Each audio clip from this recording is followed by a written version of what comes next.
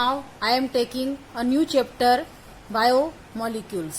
So we can discuss about biomolecules. What are biomolecules? How can they prepare? And what is the important role in our life for these molecules?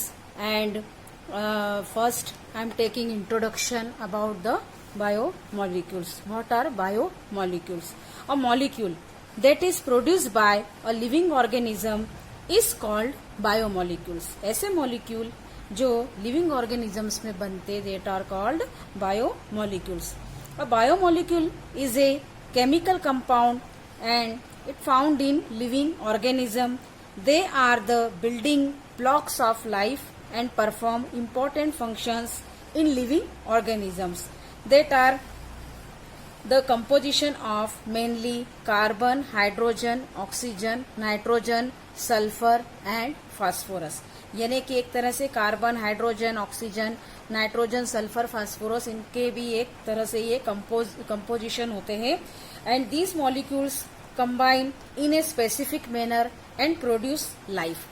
यानी कि एक तरह से biomolecules उस तरह के molecules होते जो जिनके हम लोग स्टडी करते. एक तरह से बायोकेमिस्ट्री एक ब्रांच होती है केमिस्ट्री की जिसमें कि बायोमोलिक्यूल्स का स्टडी किया जाता है.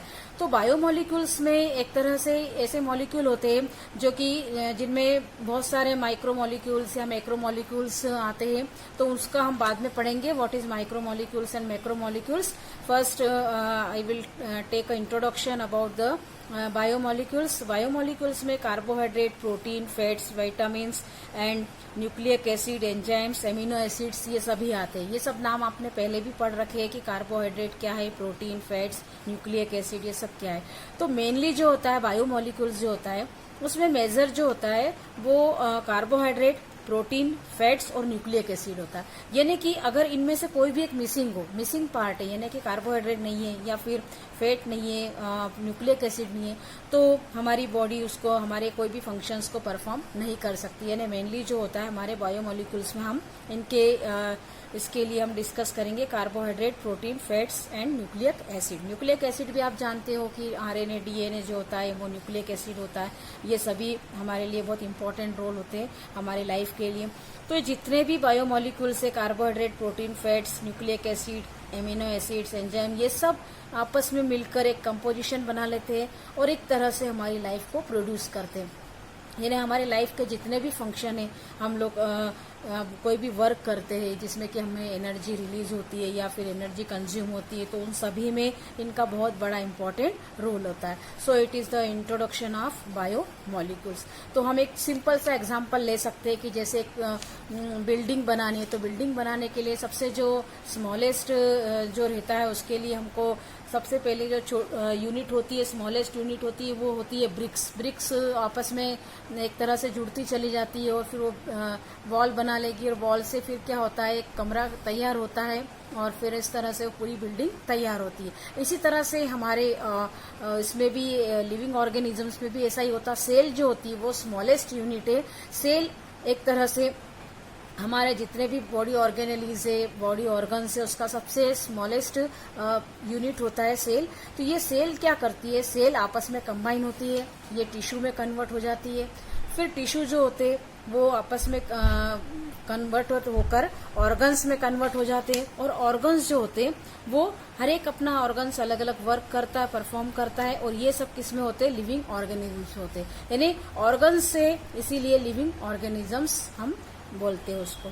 तो इस तरह से लिविंग ऑर्गेनिजम्स में जो ये सेल है, अब ये सेल का जो फंक्शन है, सेल का जो भी है उसका स्ट्रक्चर ये सब चीजें जो होता है डिपेंड होता है बायोमोलिक्यूल्स पे.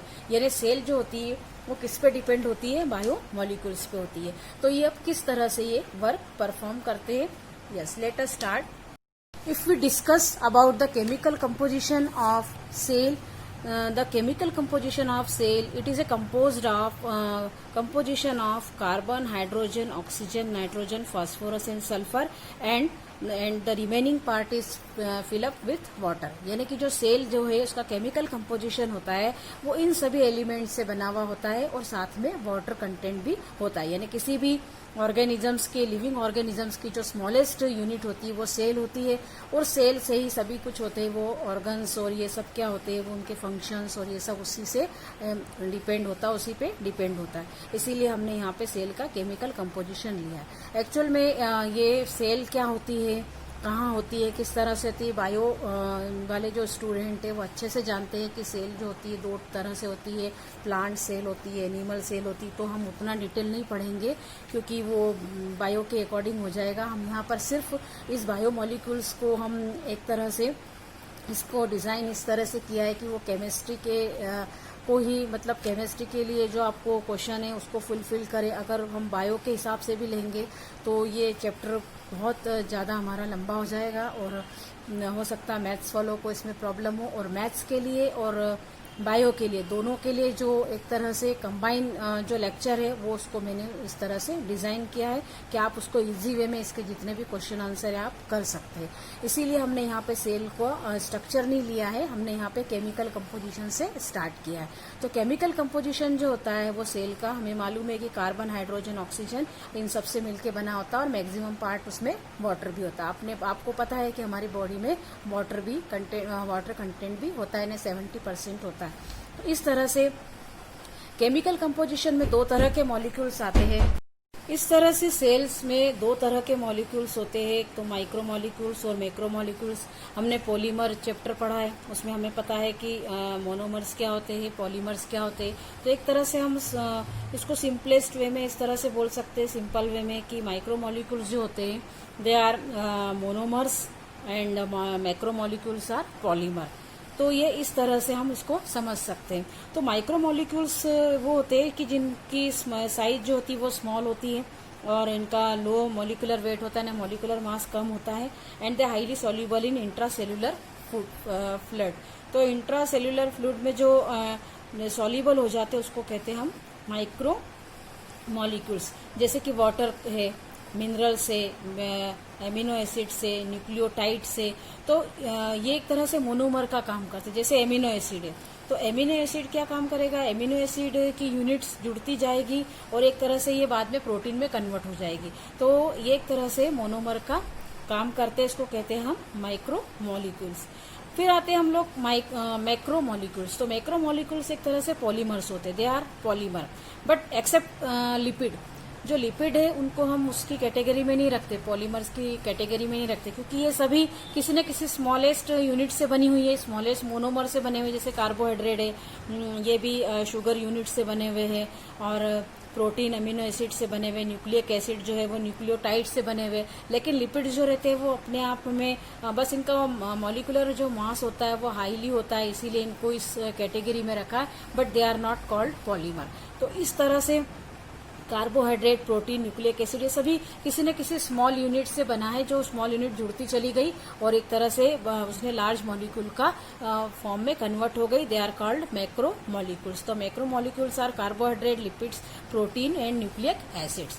तो इस तरह से macro molecules are large in size and high melting point, highly molecular weight and insoluble in intracellular fluid. A large number of chemical reactions are performing in living organisms. हमारे इसमें living organisms में बहुत सारी chemical reactions होती है, जिसके base पे हम लोग अपना वर्क करते हैं या फिर हमने जो भी वर्क करना है उसके लिए हमारे इसमें किस तरह से जो चेंज होते हैं, मैक्रोमोलिक्यूल्स, माइक्रोमोलिक्यूल्स का उसमें क्या अपना रोल होता है। तो ये सब अभी हम इसमें पढ़ेंगे। तो लिविंग ऑर्गेनिजम्स में केमिकल रिएक्शंस जो होती है उसके बेस पे उसको केमिकल रिएक्शन में को दो तरह से उसको डिवाइड किया है। फर्स्ट है हमारा कैटाबोलिज्म और सेकंड है एनाबोलिज्म, यानी the reaction in which large molecules broken down into simple form, यानी ऐसी रिएक्शंस जिसमें कि लार्ज मॉलिक्यूल क्या होते हैं वो टूट जाते हैं सिंपल फॉर्म में, उसको कहते हैं हम कैटाबोलिज्म। और इसके अंदर क्या होती है, एनर्जी रिलीज होती है। जैसे कि हम एग्जांपल ले सकते हैं डाइजेशन। डाइजेशन जो होता है डाइजेशन में आपको पता है कि जैसे लार्ज मॉलिक्यूल जो होते हम लोग उसको हमारे अंदर जो बहुत सारे एंजाइम्स होते हैं वो उनको क्या करते हैं स्मॉलेस्ट उसमें कन्वर्ट कर देते हैं और फिर उस तरह से हमको खाना क्या होता है पच जाता है, हमारा डाइजेस्ट हो जाता है।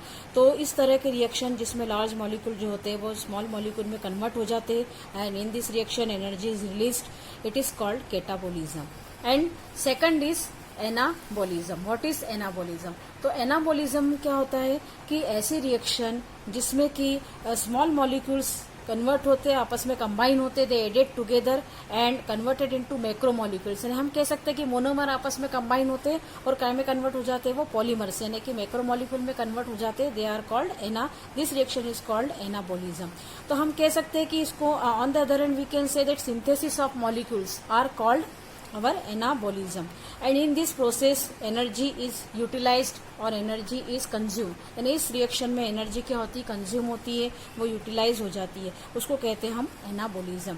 तो इसका एग्जाम्पल है, सबसे सिंपल एग्जाम्पल है जैसे शुगर जो होती है वो एक तरह से ज्वाइंट होती है, एक दूसरे से ऐड होती चली जाती है और वो काय में कन्वर्ट होती है, ग्लाइकोजन में कन्वर्ट हो जाती है। इसी तरह से एमिनो एसिड से वो आपस में कंबाइन होते हैं और वो प्रोटीन में कन्वर्ट होते हैं। फिर एक फोटोसिंथेसिस है, उसमें भी क्या आता है कार्बोहाइड्रेट फॉर्म में हमारा फूड बनता है, तो वो भी एक तरह की जो रिएक्शन है उसमें कहीं कोई टूटता जैसे किस फॉर्म में होता है, फोटोसिंथेसिस जो होता है उसमें शुगर बनती है, कार्बोहाइड्रेट स्टार्च भी बनता है। तो इस तरह की रिएक्शन जिसमें कि मैक्रोमोलिक्यूल्स बनते हैं उसको हम कहते हैं anabolism. Actually, combinedly, anabolism and metabolism are called metabolism. Anabolism and catabolism is combinedly called metabolism. यानी कैटाबोलिज्म और एनाबोलिज्म दोनों को हम मिक्स करके बोल सकते हैं कि इसको हम कहते हैं मेटाबॉलिज्म। आपने सुना होगा कि जो भी वर्क किया जाता है उसमें हमेशा पूछा जाता है कि इसका कोई भी अगर हम बीमार हो जाते हैं या फिर कोई प्रॉब्लम होती है तो हमारा मेटाबॉलिज्म किस तरह से हो रहा है, मेटाबॉलिज्म हमारा बिगड़ गया, इस तरह की हम डॉक्टर्स हमें एडवाइस देते हैं कि आपका मेटाबॉलिज्म ठीक नहीं। तो मेटाबॉलिज्म का मतलब ही है कि एक तरह से उसका लार्ज मॉलिक्यूल्स का टूटना और स्मॉल मॉलिक्यूल्स का बनना, तो ये एक तरह का बैलेंस होता है, तब हमारा मेटाबॉलिज्म क्या होता है वो अच्छे से होता है। और अगर कहीं ये बैलेंस बिगड़ जाता है, सपोज कैटाबॉलिज्म में हमने बताया कि एक तरह से लार्ज मॉलिक्यूल क्या होते हैं आपस में सिंपल फॉर्म में टूटते हैं तो डाइजेशन होता है। तो अगर हमने यही हमें कैटाबॉलिज्म के लिए जैसे एक फेवरेबल कंडीशन क्या है, जैसे कि सपोज फैट्स है, हमने फैट्स बहुत कंटिन्यूअसली अगर हम उसको फैट्स को यूज करते यूटिलाइज करते, अगर हमने घी और तेल की बनी बहुत चीजें खाई हो तो वो एक तरह के फैट के फॉर्म में हमारे बॉडी में कलेक्ट होता चला जाता है, तो वो उस तरह से उसको टूटना भी जरूरी है। यानी कैटाबॉलिज्म अगर हमारा अगर वो लार्ज मॉलिक्यूल नहीं टूटेगा तो वो फैट्स हमारी जमा होती जाएगी और बहुत सारे डिसीज हमें घेर लेगी। इसी तरह से यानी कहने का मतलब है कि फैट्स का क्या होना चाहिए, हमेशा कैटाबॉलिज्म होना चाहिए। अब एनाबॉलिज्म का मतलब क्या होता है, फॉर्मेशन ऑफ मॉलिक्यूल्स। तो फॉर्मेशन ऑफ मॉलिक्यूल्स क्या काम करते हैं, अगर हमारे बॉडी में अगर हमने कुछ भी जैसे कि हम लोग उपवास करते या कुछ हम लोग खाते नहीं है तो हमारे इसमें शुगर कम हो जाती, कार्बोहाइड्रेट हमारे इसमें कम हो जाता है।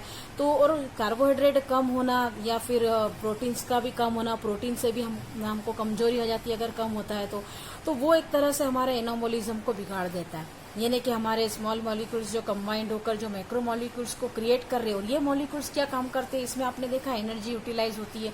तो हमारे को जो वर्क करने के लिए जो एनर्जी होती है वो कार्बोहाइड्रेट से और फैट से और प्रोटीन से ही मिलती है। अगर हमने खाना कम कर दिया या फिर डाइटिंग स्टार्ट कर दी तो हमारा एनाबॉलिज्म बिगड़ जाएगा। तो यानी मसल्स फॉर्मेशन के लिए हमको क्या जरूरी है, वो हमारे लिए एनाबॉलिज्म उसके लिए फेवरेबल कंडीशन है। तो मसल्स फॉर्मेशन के लिए एनाबॉलिज्म एंड फैट्स को कम करने के लिए है कैटाबॉलिज्म। तो ये जो दोनों का जो बैलेंस है दैट इज कॉल्ड मेटाबॉलिज्म।